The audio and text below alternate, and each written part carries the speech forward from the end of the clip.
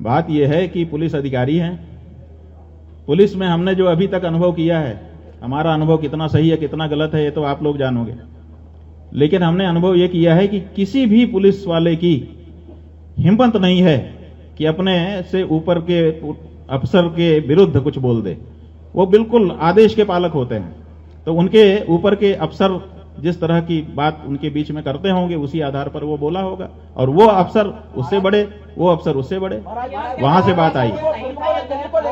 कुंभ को लेकर उद्धव ठाकरे ने ये बोला था जो प्रयागराज का जल है वो नहाने योग्य नहीं है। आप 45 दिन महाकुंभ में रहकर आए, क्या उनकी बातों में सच्चाई है या ये भी कोई एक पॉलिटिकल स्टैंड है उनका? देखिए, हम जब प्रयाग गए थे तो वहां पर आप पत्रकार बंधुओं ने हमसे पूछा था शुरू में ही, एकदम आरंभ में, कि आप यहाँ की व्यवस्थाओं से और इससे संतुष्ट हैं कि नहीं। हमने कहा था कि देखिए, हम व्यवस्था के लिए यहाँ नहीं आते, यहाँ तो जितनी कम व्यवस्था रहे उतना ही हम समझते हैं कि हमारी तपस्या होगी, लेकिन एक चीज जरूर है और वो हम सरकारों से चाहते हैं।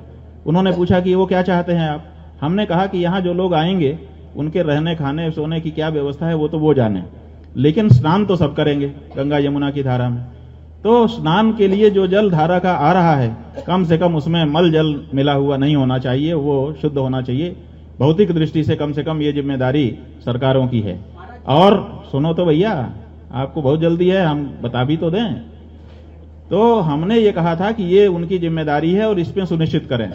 बाद में हमने माघ मेला के अधिकारी को लिख करके पत्र भी रिसीव कराया था कि आप प्रतिदिन कुछ घाटों का चयन कर लीजिए, वहां से सैंपलिंग कर दीजिए और लेबोरेटरी में रोज रोज जांच करा के उसको डिस्प्ले कर दीजिए, ताकि किसी के मन में ये शंका न रहे कि हम जिस जल में नहा रहे हैं वो सही है कि नहीं है, क्योंकि बाद में इस तरह की बातें उठाई जाती हैं।